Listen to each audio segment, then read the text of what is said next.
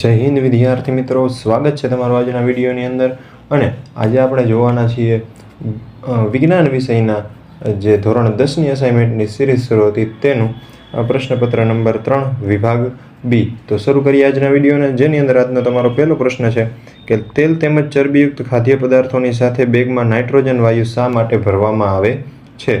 તો તેલ તેમજ ચરબીયુક્ત ખાદ્ય પદાર્થો હવામાન ઓક્સિજન સાથે પ્રક્રિયા કરી અને ખાદ્ય પદાર્થોને ખોરો કરે છે. આવા ખાદ્ય પદાર્થો સ્વાસ્થ્ય માટે નુકસાનકારક છે. આથી ખોરાકને બગડતો અટકાવવા માટે તેમાં એન્ટીઓક્સિડન્ટ તરીકે નાઇટ્રોજન જેવા નિષ્ક્રિય વાયુને ભરવામાં આવે છે. નેક્સ્ટ ક્વેશ્ચન જોઈએ તો તફાવતના 4 મુદ્દા લખો. ધાતુ તત્વો અને અધાતુ તત્વો. અહીંયા તમને કંઈ ચોખવટ કરીને નથી કીધું કે તમારે ભૌતિકના લખવાના છે કે રાસાયણિકના આધારે ધાતુના અને અધાતુના તફાવત લખવાના.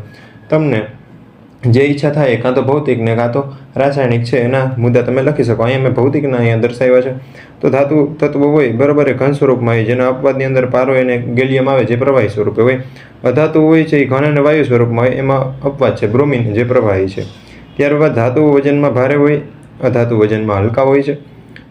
ધાતુઓ ઉષ્મા અને વિદ્યુતના વાહક હોય, જ્યારે અધાતુઓ છે ઉષ્મા અને વિદ્યુતના અવાહક હોય છે. બરાબર, ધાતુઓ એ વાહક હોય, અધાતુ એ અવાહક હોય. એની અંદર અપવાદમાં આવે ગ્રેફાઇટ.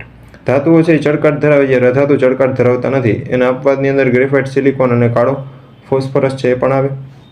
ત્યારબાદ સામાન્ય રીતે ધાતુઓ છે ઊંચું ગલનબિંદુ ધરાવે, જ્યારે અધાતુ છે એ સામાન્ય રીતે નીચું ગલનબિંદુ ધરાવે. ત્યારબાદ કેટલીક ધાતુઓ રણકાર ઉત્પન્ન કરે, અધાતુઓ રણકાર ઉત્પન્ન કરતી નથી. અને ધાતુઓ છે એમાંથી તાર કે પતરા બનાવી શકાય, એટલે આપણે કહી શકીએ કે ટીપાપણાવ કે તણાવપણાનો ગુણધર્મ ધરાવે. જ્યારે અધાતુ છે એમાંથી તાર કે પતરા બનાવી શકાતા નથી, એટલે કે ટીપાપણું કે તણાવપણાનો ગુણધર્મ ધરાવતા નથી. નેક્સ્ટ ક્વેશ્ચન છે પ્રકાશ સંશ્લેષણ એટલે શું? તેનું સમીકરણ લખો. તો પ્રકાશ સંશ્લેષણ એટલે કે ક્લોરોફિલ ધરાવતા સજીવો સૂર્ય ઉર્જા, પાણી અને કાર્બન ડાયોક્સાઇડનો ઉપયોગ કરી સરળ કાર્બોદિત છે એ ગ્લુકોઝ સ્વરૂપે તેમનો ખોરાક તૈયાર કરે.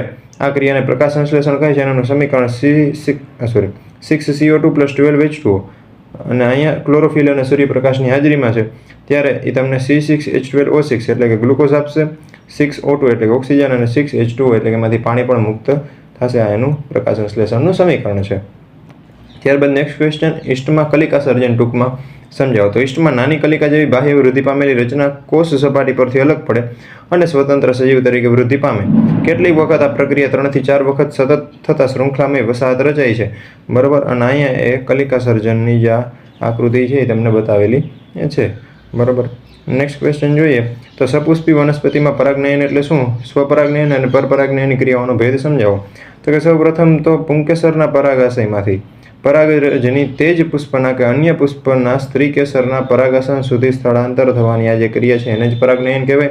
સ્વપરાગનયન એટલે શું? તો કે એમાં પરાગરજનું સ્થળાંતર એક જ પુષ્પમાં થાય. જ્યારે પરપરાગનયન એટલે શું? તો કે તેમાં પરાગરજનું સ્થળાંતર એક પુષ્પમાંથી બીજા પુષ્પમાં થાય છે. ત્યારબાદ જોઈએ આપણે તો સમજાવો આંખની સમાવેશ ક્ષમતા, અને બીજું છે સ્પષ્ટ દ્રષ્ટિ અંતર. તો પહેલું કે જુદા જુદા વસ્તુ અંતરને અનુરૂપ વસ્તુનું તીક્ષ્ણ પ્રતિબિંબ નેત્રપટલ પર રચાય એટલા માટે જરૂરિયાત મુજબ આંખના લેન્સ એટલે કે નેત્રમણીની પોતાની કેન્દ્ર લંબાઈ ગોઠવવાની એટલે કે કેન્દ્ર લંબાઈમાં વધારો કે ઘટાડો કરવાની જે ક્ષમતા છે એને જ આંખની સમાવેશ ક્ષમતા કહેવાય.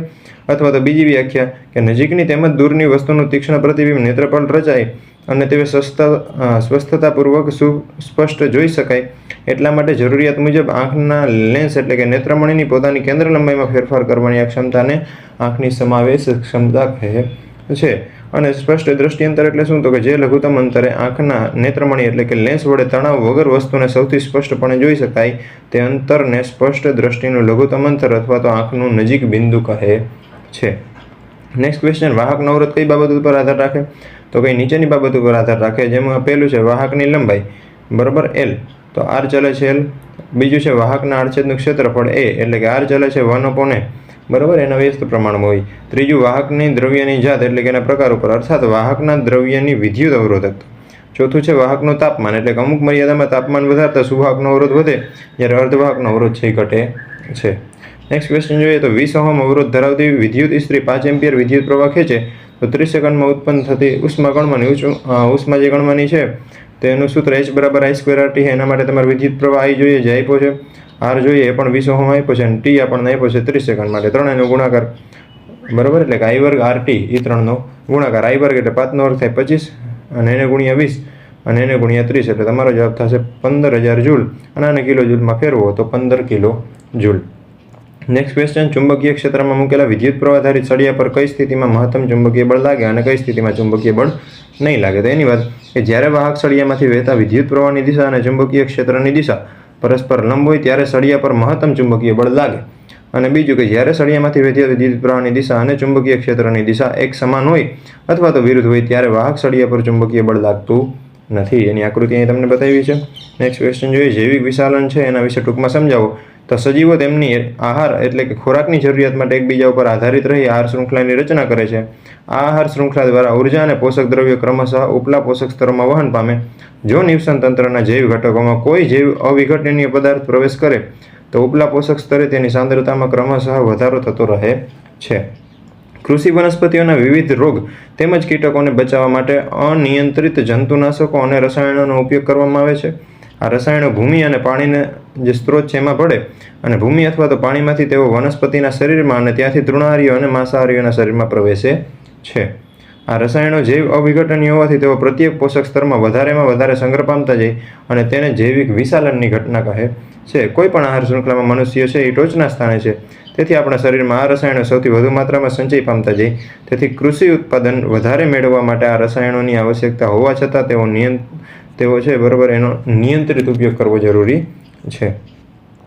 નેક્સ્ટ ક્વેશ્ચન, તફાવતના બે મુદ્દા, જૈવિક અને અજૈવિક ઘટકો. તો જૈવિક ઘટક એટલે નિવસન તંત્રના વસતા તમામ સજીવોને એને જૈવિક ઘટક કહેવાય. જ્યારે નિવસન તંત્રના તમામ કુદરતી નિર્જીવ ઘટકોને કહેવાય છે એના અજૈવિક ઘટકો. કુદરતી નિર્જીવ ઘટકો બરાબર એને અજૈવિક ઘટક કહેવાય. જૈવિક ઘટક છે તો તમામ ઉત્પાદકો, ઉપભોગી અને વિઘટકો એ જૈવિક ઘટકો છે. જ્યારે ભૌતિક પરિબળો જેવા કે તાપમાન, વરસાદ, હવા, ભૂમિ તેમજ ખનિજ પદાર્થો કે તત્વો વગેરે એ બધા અજૈવિક ઘટકો છે. થઈ ગયા બે મુદ્દા. નેક્સ્ટ ક્વેશ્ચન ઉપર જઈએ તો મનુષ્યમાં રુધિરનું બેવડું પરિવહન સમજાવો. તો મનુષ્યમાં દરેક ચક્ર દરમિયાન રુધિર હૃદયમાંથી બે વખત એટલે કે 2 વાર છે એને આવું જવું પડે એટલે 2 વખત પસાર થાય છે. તેને રુધિરનું બેવડું પરિવહન કહે છે. વિવિધ અંગોમાંથી એકત્ર થતું ઓક્સિજન વિહીન રુધિર અને તે મહાશિરા દ્વારા જમણા કર્ણકમાં આવે, ત્યાંથી જમણા ક્ષેપક દ્વારા રુધિર ફેફસામાં લઈ જવામાં આવે. ફેફસામાંથી ઓક્સિજનયુક્ત રુધિર ડાબા કર્ણકથી ડાબા ક્ષેપક અને અંતે મહાધમની દ્વારા અંગો તરફ જાય છે. તો મનુષ્ય શરીરની વધુ ઉર્જાની જરૂરિયાત માટે ઓક્સિજનનો વધુ કાર્યદક્ષ પુરવઠો શરીરને પૂરો પાડવા માટે બેવડું પરિવહન જરૂરી છે. નેક્સ્ટ ક્વેશ્ચન, ઘરેલું વિદ્યુત પરિપથમાં ફ્યુઝ અને અર્થિંગમાં એનું મહત્વ સમજાવો. તો ફ્યુઝ તો કે જ્યારે કોઈ કારણને લીધે પરિપથમાં પ્રવાહ વધી જાય ત્યારે ફ્યુઝ વાયરમાં ઉત્પન્ન થતી ઉષ્માને લીધે ફ્યુઝ વાયર પીગળી જાય છે. આથી પરિપથમાં વહેતો વિદ્યુત પ્રવાહ અટકી જતાં પરિપથમાં મોટું નુકસાન થતું અટકાવી શકાય છે. અર્થિંગ છે તો અર્થિંગ વાયર છે બરાબર, અહીં અર્થિંગ લખ્યું છે પણ જ્યારે કન્ટેન્ટ બનાવતા ત્યારે થોડીક મિસ્ટેક રહી જાય. સમજવાનું છે આપણે અર્થિંગ જ. તો અર્થિંગ વાયરમાં મોટે ભાગે ઘરની નજીક જમીનમાં ધાતુની પ્લેટ સાથે જોડેલ હોય છે. જો કોઈ ઉપકરણના ધાતુના આવરણ પર કોઈ પ્રવાહનું લીકેજ થાય તો તે અર્થિંગ દ્વારા સીધો જમીનમાં જાય છે અને ઉપકરણનો ઉપયોગ કરતા લોકોને આંચકો લાગતો નથી. તો આપણો જે પ્રશ્નપત્ર 3નો સેક્શન B હતો એ થાય છે પૂરો. આપણે જલ્દીથી જ પ્રશ્નપત્ર 3ના સેક્શન Cના વિડીયો સાથે મળીશું. ત્યાં સુધી બધાને જય હિન્દ.